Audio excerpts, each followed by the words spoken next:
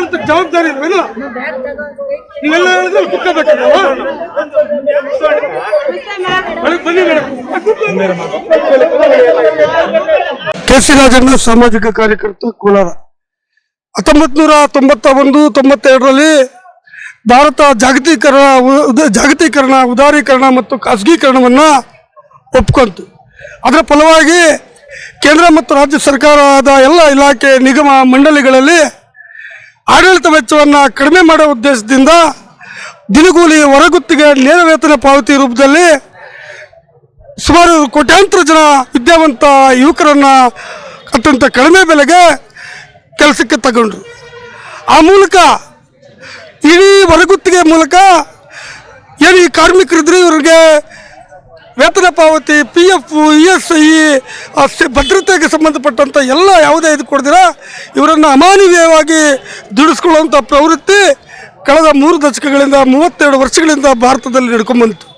ಇದನ್ನು ಪ್ರಶ್ನಿಸಿ ಧರ್ಮಸಿಂಗ್ ಎನ್ನುವಂಥ ಉತ್ತರ ಪ್ರದೇಶದ ಒಬ್ಬ ಹೊರಗುತ್ತಿಗೆ ನೌಕರ ಮೊನ್ನೆ ಸರ್ವೋಚ್ಚ ನ್ಯಾಯಾಲಯದಲ್ಲಿ ಈ ಥರ ಹೊರಗುತ್ತಿಗೆ ಮೂಲಕ ಇಲ್ಲಿ 2.5 ಕೋಟಿ ಅಸಂಘಟಿತ ಕಾರ್ಮಿಕರಿಗೆ ಶೋಷಣೆ ಆಗ್ತಾ ಇದೆ, ಮೊನ್ನೆ ನ್ಯಾಯಾಲಯ ಮಧ್ಯಪ್ರವೇಶ ಮಾಡಿ ಈ ಹೊರಗುತ್ತಿಗೆ ನಿಷೇಧ ಮಾಡಬೇಕು ಅನ್ನುವಂಥ ಒಂದು ಅರ್ಜಿಯನ್ನು ಹಾಕಿತ್ತು.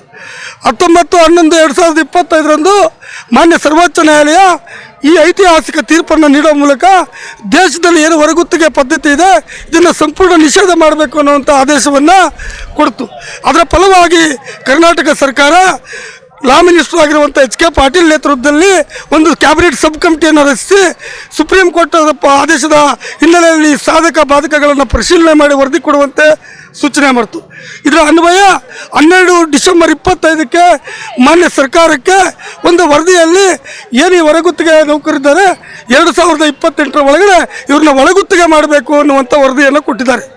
ಇದಕ್ಕೆ ನಾವು ಆಕ್ಷೇಪಣೆ ಮಾಡ್ತಾ ಇದ್ದೀವಿ. ತತ್ಕ್ಷಣ ಮಾನ್ಯ ಸುಪ್ರೀಂ ಕೋರ್ಟ್ ಆದೇಶವನ್ನು ಪಾಲನೆ ಮಾಡಬೇಕು.